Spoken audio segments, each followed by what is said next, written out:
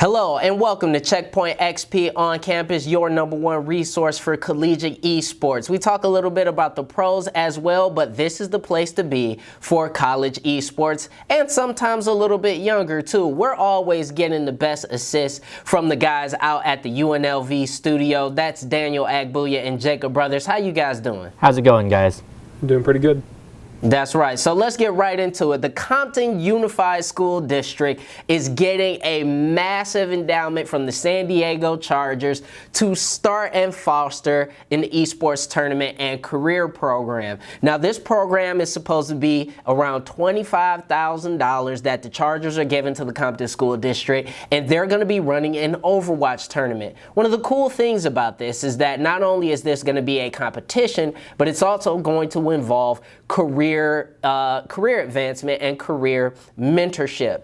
To participate in the program, there's going to have to be a brief orientation where the high school students are going to have to go through that orientation, and will also have access to a game design course, a college level game design course, free of charge just for participating in the program. Now, this is going to be done hand in hand with their STEAM-based initiatives to help kids in the Compton area be exposed to game development, game design, as well as other STEAM and STEM-based jobs. So, guys, I want to bring you in on this discussion, talking about what's going on down in Compton, down with this school district and the San Diego Chargers. How do you guys feel about this? Because I think this is a really cool way for professional sports teams to come in and begin to support esports.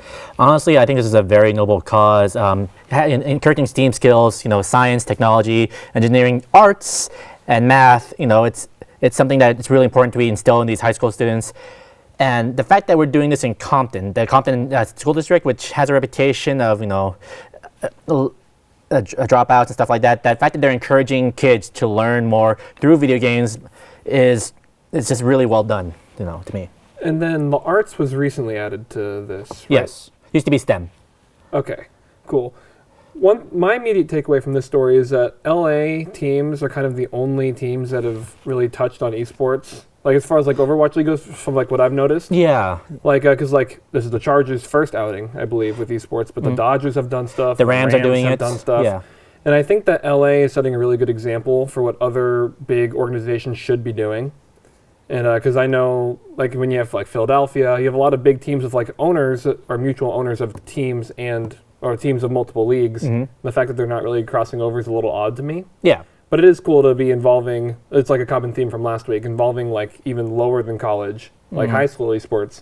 It's cool that that's finally getting a lot more spotlight than it was even a year ago. This is where, the dam is broken. So we're now seeing everyone is now getting into it. They're seeing the opportunities, and they're just taking advantage of that. And it's wonderful to see.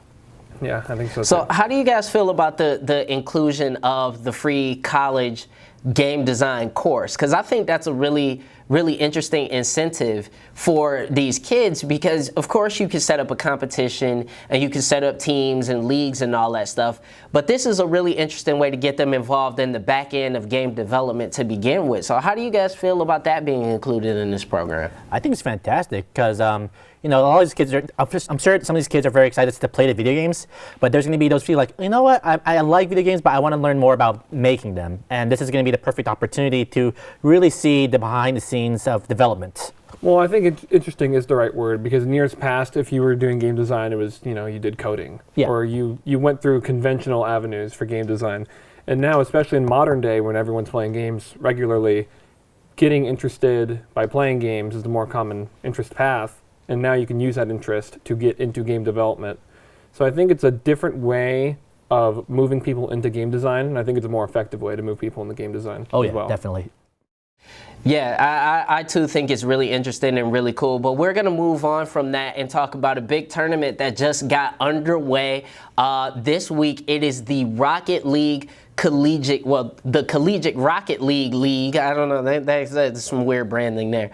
But the League is definitely underway. It's going to be going until November 9th, and there's 2 conferences. It used to be 4 last season, but now there's only 2. 16 schools per conference. We're going to have East and West, and there's some big schools involved in this tournament, guys, for Rocket League. You're going to have Michigan, Akron, Ohio State has 2 teams, Penn State, Rutgers out in the East, and in the West you have LSU with 2 teams, Arizona, Cal Polytech with 3 teams, Utah with 3 teams, Mizzou and Nebraska. Those are just some of the teams involved in that. And here's another thing that's really cool about the Collegiate Rocket League scene is that this is a very accessible esport. You don't need much, coaching, or you don't need much time watching it to understand the concept. It's 2 cars, or 3 cars in this case, a ball, 2 nets. It's car soccer. You don't need much explanation for this. And so 5 matches went down over the weekend, and it was Akron beating out Rutgers in the East, U of M beating out Rochester Institute of Technology, Waterloo beating Rowan University, LSU over Mizzou, Arizona beating UT Arlington. And so moving forward, we're going to be following this league very closely. It's a league that's going to have a lot of interest in it, and we're going to hopefully be able to talk to some of the players and some of the coaches from this league, because it's going to be really cool. Now, guys, I'm not sure if you followed a little bit of Rocket League, but moving forward, is this a league you guys are going to be interested in? Especially now that they've kind of smoothed things over from the their lack of qualifiers like 2 weeks ago that we talked about last week. It's good to see them finally kind of organized. They got the teams all set up. Norris, I'm going to call you out here. What state was that? What school was that Buckeyes from?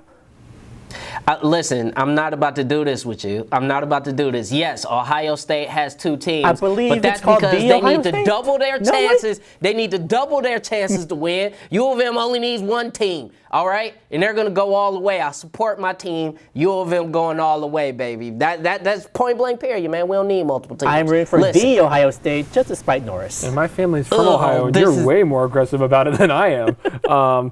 I mean, I do think it's a little odd how some of these schools have multiple teams in there. Because I know, like, for Overwatch Varsity, they do different things to kind of get around that. To where, like, in the preseason, you can have multiple teams, but in, like, the Varsity Series, you can't. So I think it's a little weird for, like, a league to have multiple teams, because then that does make it more likely for that school to win. I mean, look at Cal Polytech in Utah, 3 schools. Yeah, so that seems a little odd, but beyond that, this is a league I have an interest in because Rocket League is so popular right now, and even if you know nothing about it, it's just hitting a ball into a goal with cars. Yeah. Like, it's very easy to wrap your head around.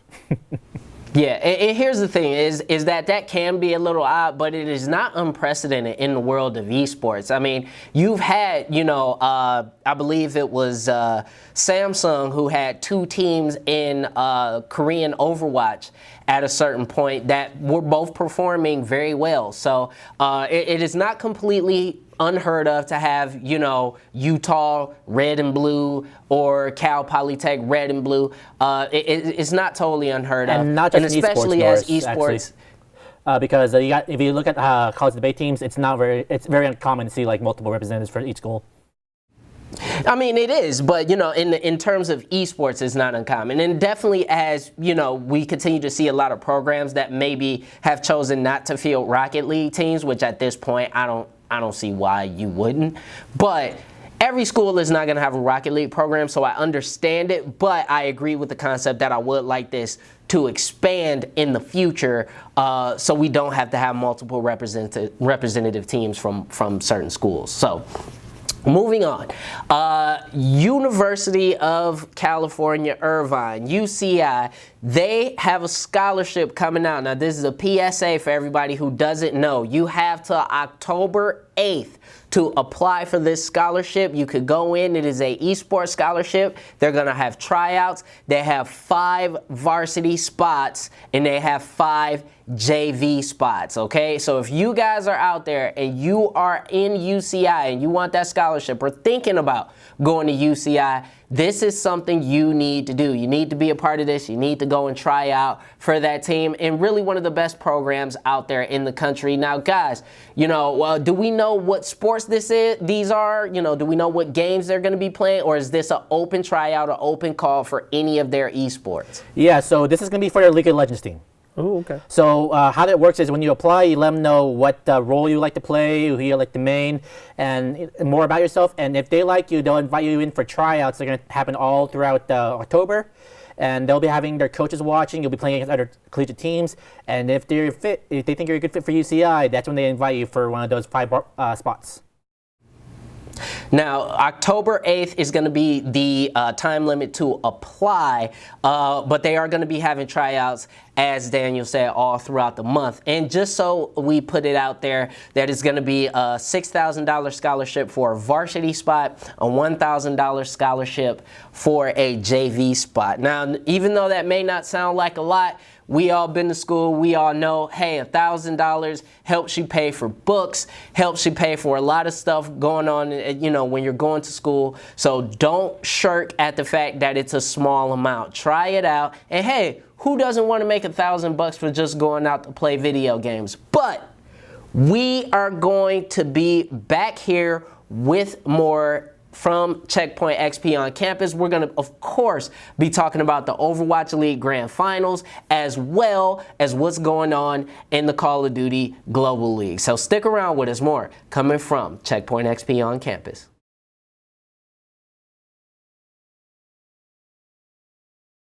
Welcome back to Checkpoint XP on campus, your #1 resource for collegiate esports. We talk a little bit about the pro scene as well, but we also want to hear from you guys. If you are in an esports club or on an esports team at any college across North America, we want to know what's the hottest going on your campus. Do you have a player that's killing it in Rocket League? Do you have a massive jungler coming out of your school in League of Legends? We want to know. Let us know who the top players are, what the top stories are, and how you guys are faring in the world of esports. You can slide over to checkpointxp.com and go to that on-campus tab and let us know what's going on. But we are going to pivot a little bit and talk about the Overwatch League Grand Finals, which I got horrendously wrong, and I will be the first to admit. So Daniel, I know you were heavy on the shock, so come on, bring it on, bring it on.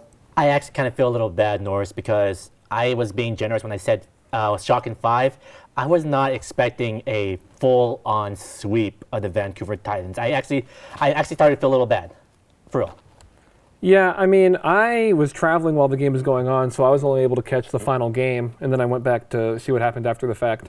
And when I opened it up, and I was like, yeah, they're leading 3-0, and I watched about 2 minutes of that game, I was like, oh, I see how this entire series went. Yeah. Like, the shock just kind of did what made sense. You have the Titans, who have a good Doomfist player, and they have a good healer. Yep. Shut down the Doomfist player, shut down the healer, you're going to win. And if you can't stop a stationary hero, that's just kind of, that's the biggest thing to me, is that when you saw how they deployed the Bastion, yes, they were, you know, the Chandelier Bastion and all this stuff. It was somewhat creative, but at the same time, Bastion can't move to deal majority of his damage. Yes. And the fact that the Titans couldn't figure that out, just let me know that, you know, that was a team that had been completely outplayed, completely outmanaged, completely outcoached. And the Shock were able to win out at every facet of the game. Not one map looked close. Not one map looked even competitive. And particularly, there was a play on Eichenwald that I really loved, where Choi Yobin is you know, playing the back line a little bit, protecting his healers, and a flank from Xiaomin Su from the Titans is supposed to come in. He's got Death Blossom ready on Reaper. And they completely didn't bait out the absorb. They just went in willy-nilly, and Choi Yobin is able to go in and absorb the entire ultimate. And from that play, Xiaomin Su's dead. They go on and cap the point. And that was a map that Vancouver should have won, but they didn't.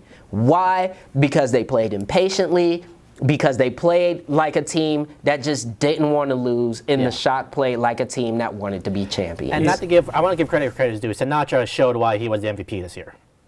I mean, his Doomfist was just amazing to watch. It was a thing of beauty. I think it was like the first map. He had that near part team wipe. It was just, oof. Yeah, no, the main takeaway that I had from the playing to win and not playing to not lose is the Shock, they swapped out players every single game. Yep. And now like 90% of Overwatch League teams, they only swap out players when they're losing. And so for a team to be up 3-0 and they're still swapping out their DPS, shows that they're swapping them out because they are as good as the whole roster. They're playing with a roster of essentially, 8 or more, while most teams it's like, oh, we have backups and this isn't working, so we're going to take you out for the day.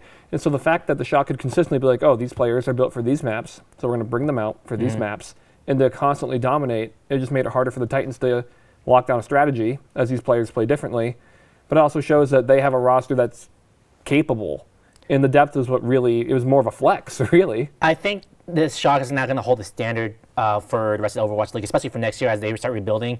They're going to see what the Shock did. They're going to see, oh, they started, rotating players out when they're in the lead, and they're going to. I think that now teams are going to strengthen, they're going to build up their depth now. Rotating rosters is going to be a big topic because even like last year when London 4-0 swept, they still had people like Rascal, who is now on the Shock, but they had players that they could pull out for different maps, and even though it wasn't as important back then, it was still more depth than what Philadelphia had in that finals. Yep.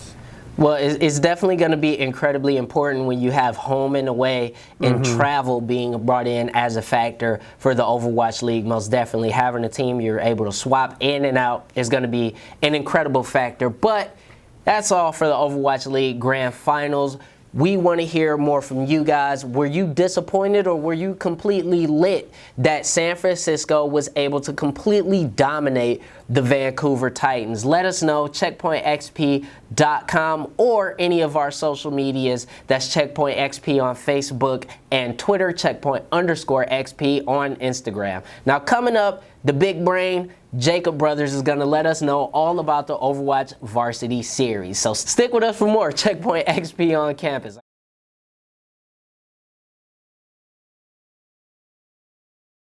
Welcome back to Checkpoint XP on Campus, your #1 resource for collegiate esports. And Jacob Brothers is going to walk us through the latest in the Overwatch Varsity Series. So Jacob, what's happening, man? Let us know what's happening here, Professor. That's right. It's me, your boy, Big Brain, here to talk about the Varsity Series qualifier #2.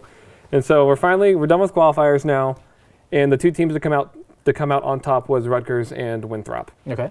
And what was interesting, because usually what I do is that I'd see who came out on top, and then I'd compare it with the Varsity Series of last year, not Championship Series because this is varsity related. Yeah. But both of these teams didn't play in Varsity Series last year. Yeah. Did they not qualify, or did they not? Well, no, because they had just played in the other branches. Or actually, no, sorry, Rutgers did. We'll get to that. But what had happened is that Rutgers did end up going to the playoff finals of the series last year, and they lost in the semis. Okay. So Rutgers was a big school to now be playing again in the Varsity Series. But kind of similar to the teams we talked about last week, they are basically a new team. Like they kept 3 of their players, and then their overall size grew from 6 to 9, but it's still basically a new team. So obviously they have the coaching and resolve to keep up with that kind of reputation. And they also only dropped 2 maps. So like our championship teams from last qualifiers, they only dropped 2 maps, both before quarters, so pretty dominant. But Winthrop, which I thought was a more interesting story, is that they only dropped 1 map, which is cool. That's still pretty impressive. Good for them. Yeah. But when I went back to look at what was going on with their history, it turns out that they have never played in the tournament before. Whoa. Because Winthrop's esports program just started in April. Well, you're telling me that these guys started in April and now they've made the qualifiers for the Varsity League. Yeah, this was their first outing as an esports program for Overwatch. They may have already shown up in League of Legends by now, but for Overwatch, this was their first outing. And so to only drop 1 map with a team of all new players, it was a pretty big standout. Wow. And then when I did some more digging, the coach of the program, Josh Sides, he was the founding coach for the St. Ambrose's esports team. Oh, okay. Which was a team that we talked about last week who lost in round of 16. But St. Ambrose was also one of the final 8 for Varsity Series last year. So this coach founded 2 programs. 2 winning programs. 2 winning programs. Yeah. And so Winthrop might be kind of the biggest wild card because there's not much to compare to from previous seasons. So they might be one of the bigger players, and I'm personally most interested in them because this is their proof of an esports program series. So, you know what? I think this is a really cool and interesting thread that you've discovered with the coaching, because how many times have we seen in traditional sports where you'll have a coach, like a Larry Brown, who's almost sort of like a mercenary himself, where he's able to go to a team, maybe build something from the ground up or take a team that's already established and really take them to the next level through his coaching. So seeing Josh Sides be able to go from not one but two brand new programs and able to push them forward in Overwatch, I think is incredibly immense, and that's really, really awesome to hear. Yeah, it's incredible, and we're only going to start seeing it more, right? Yeah. Like, the more coaches are going to show up, and they're going to move to more schools and more programs. And so being a good coach is going to be as important as being a good player. So what happens now? So is this the first round of qualifiers, or is it like, are teams now set? So there was only 2 rounds of qualifiers. So qualifier 1, qualifier 2 are now done. So now it's going to be the Invitational, which there's still not a bracket out for that. Okay. So we still don't know who's playing who. And the main season, what we talked about, or what they're calling it in TESPA, is the second chance bracket, which was all the teams that played in the qualifiers but didn't finish top 2. Okay. So, and those are both going to start on October 5th. And then I believe it's just weekends after that through probably early November. Until we have our final roster set for the playoffs. Yeah, Okay. that's right. Well, that sounds absolutely amazing, and it sounds like a lot to keep track of, so we appreciate everything that Jacob is able to do in order to make sense of all this, because there's a lot of schools involved and a lot of games to be played. But again, we always want to hear from you guys. We always want to hear from the Collegiate Overwatch fans and the Collegiate Overwatch players. You know what? Also let us know what your experience from your coach has been like. Do you think if your coach was able to leave your school, could they go and coach some other team to massive amounts of success in the far reaches of America? I don't know, but we would love to find out about it. But we got more coming up on Checkpoint XP on campus, where we're going to explore all the cities that have been confirmed for the Call of Duty League. So stick with us. More from Checkpoint XP on campus.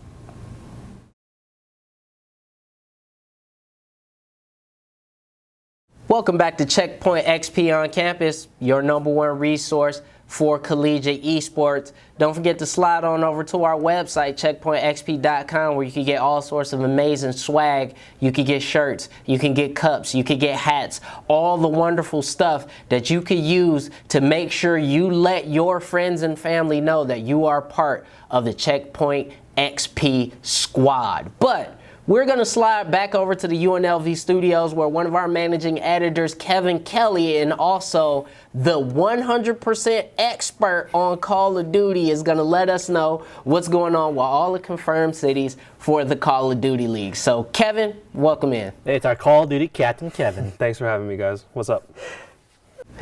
So, you know, we got the story about all the cities that have been confirmed for the Call of Duty League. So, you know, how do you feel about this, and what are all You want me the to list them out here? Go ahead. Yeah, they are Atlanta, Chicago, Dallas, Florida, London, Minnesota, New York, Paris, Seattle, and Toronto, and, as usual, 2 LA teams. I want to give a quick condolences to Jacob, because Detroit still has no esports team. Pour one out for my man. Give me condolences too. I'm in Detroit. Give me condolences, all right? I'm sad that we don't have a team still. Well, you see kind of a pattern here. You see, you know, with the Overwatch League and now the COD League, you're hitting all the major markets here. So, you know, you want to make sure all the bases are covered for the teams, or for the regions and areas that have, you know, large sports fan bases already built in. And what I think the whole city-based model is about is trying to, you know, get that to, you know, get, you know, fans of the Lakers and the Clippers, fans of the Cowboys and the Texans to leak over and bleed over into the regional esports. Something I want to point out is, like, 10 of these cities also already have Overwatch League teams. So there's a clear, like, you know, common ground there, and I think that's the reason why I also put those teams there. What I do think is interesting is, like, teams like the Shock, like their same ownership group is NRG, but their COD League is in Houston, or not Houston, but Chicago. Huh.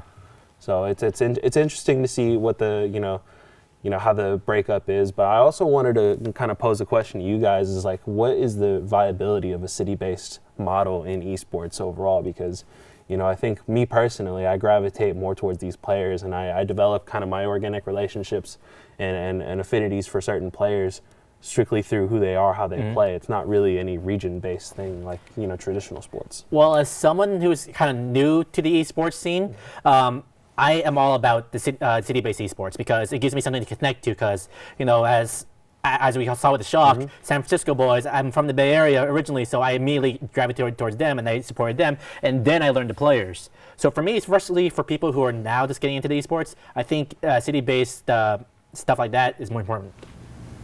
Yeah, I think that's part of it, is you want to create a really great entry path for folks who may be new to the scene, but I also think it's incredibly important for the concept of sort of medium-sized to local sponsorship dollars as well, because there's only so many, Hondas and Toyotas and State Farms, these giant, huge, national sort of companies, but I think when you tie yourself to a city, it makes it a lot easier. For some of those, like Little Caesars, you can't tell me Little Caesars wouldn't want to be affiliated with whatever Detroit team if we ever had one. You know what I mean? You can't say that, stuff like that. So I think that's another major play when it comes to city-based esports franchises as well. I think another big thing that we also need to continue to look at is, frankly, merchandise. And for as much as people want to go out and buy Cloud9 and TSM jerseys, that doesn't necessarily have the same amount of pull as having the colors of your city on your back. I think that's very different for a lot of people, and I think that's a very, very strong pull for a lot of folks. So I think it's viable, but I also think that it has to be done with a lot of caution as well. I think the dichotomy is super interesting of, where you have your balance of how much are you going to focus on bringing in and indoctrinating new fans of esports, and how are you going to service the people who kind of have been with this entire trend the entire time. As far as people following competitive Call of Duty, how are you going to service the people who have been in that space, pre-existing, a franchise-based model? Regardless, it's going to be something to look forward to, this Call of Duty Global League. Absolutely. Most definitely. And as somebody who was a Runaway fan, I became a Vancouver Titans fan, so that didn't necessarily change my feeling or my stance just because they changed their colors up a little bit. But we want to hear from you guys. Does Kevin have a point? Is the city-based regional system for esports, is it something that could work to the detriment of esports, or are you super excited about it and can't wait for your town to have an esports team, or can't wait to see your team from your hometown compete in Call of Duty? We want to hear from you. But we're going to talk a little bit about TwitchCon. I'm just back from TwitchCon, not this week. It was complete. I have no idea what day it is. I'm completely running on fumes. But we're going to talk all about TwitchCon coming up on Checkpoint XP on campus.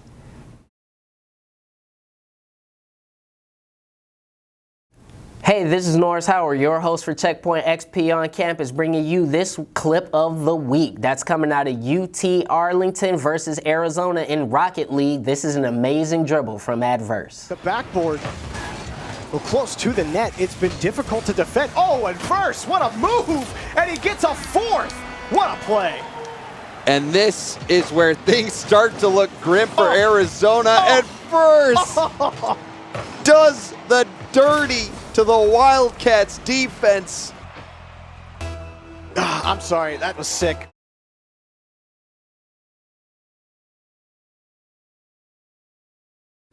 Welcome back to Checkpoint XP on campus. I'm your host, Norris Howard, and I am also incredibly tired because I'm just getting back from TwitchCon, an amazing streamer conference convention collection, all of the con words you can think of, out in San Diego over this past weekend. We were out there, Checkpoint XP proper, and I just wanted to let you know it was great, and it sucks that you guys weren't out there. I'm going to be honest with you. It was absolutely amazing. I am so jealous. I've been wanting to go to TwitchCon for a long time. I think I'm going to make the promise next year. It's going to be a goal to go next year. Yeah, as two small affiliated streamers, we really should have a booth up there at TwitchCon just to meet all of our adoring fans.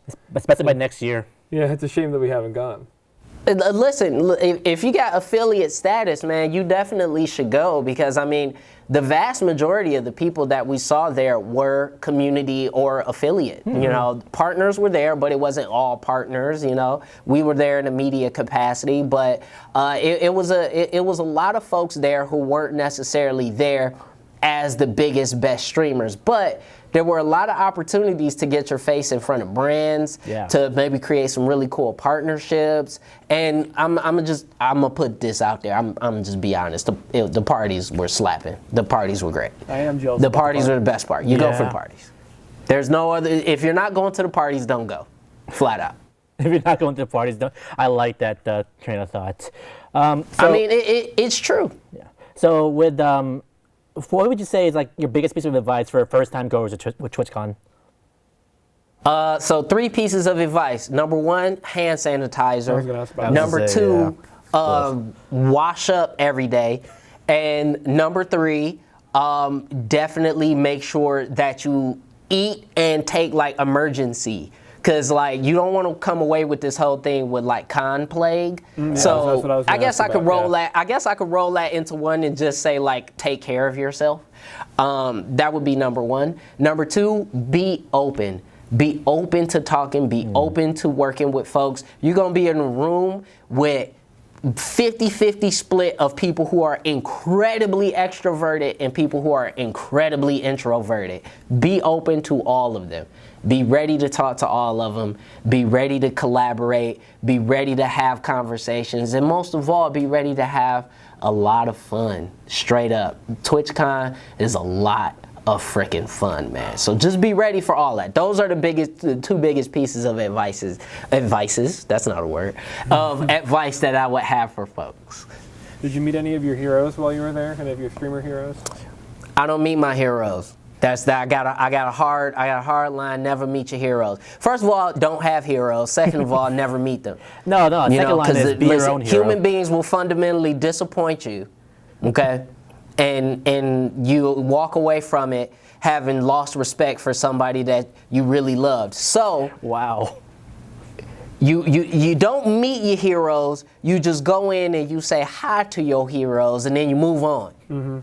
That's how you do it, because everybody's human, man. Everybody's human, man. I was wondering to drop a reference to that. But no, it sounds like the trip was a really good time. Yeah. I'm a little jealous. Yeah, we both are. No, it was, and we want to get you guys out there. You know, for next year, it's going to be in San Diego next year. We're going to have a great time. It really is an immense experience, and if you're even, tangentially involved with, Twitch or streaming or anything like that, you should go. You should check it out. Take the time, spend the money, have a blast, because it's awesome to see a city completely overrun by a bunch of freaking nerds. It's really cool. But that's going to be it for this week on Checkpoint XP on campus. I want to thank all of the hard work from everybody out at UNLV, our desk hosts, Daniel Agbuya and Jacob Brothers. We also want to thank everybody in the background making things happen. Lead production from Ethan Schneider, managing editor Kevin Kelly, as well as faculty support from Leslie Fitzsimmons, Ben Morse, and Jennifer Ream. We also want to thank our very awesome crew out here in Detroit, producers Joe Sloan and Chad Callahan. So we want to see and demand you to be back here next week for more Checkpoint XP on campus. See you later. Love you. Take care of yourselves. And wash up. And wash up. Wash up.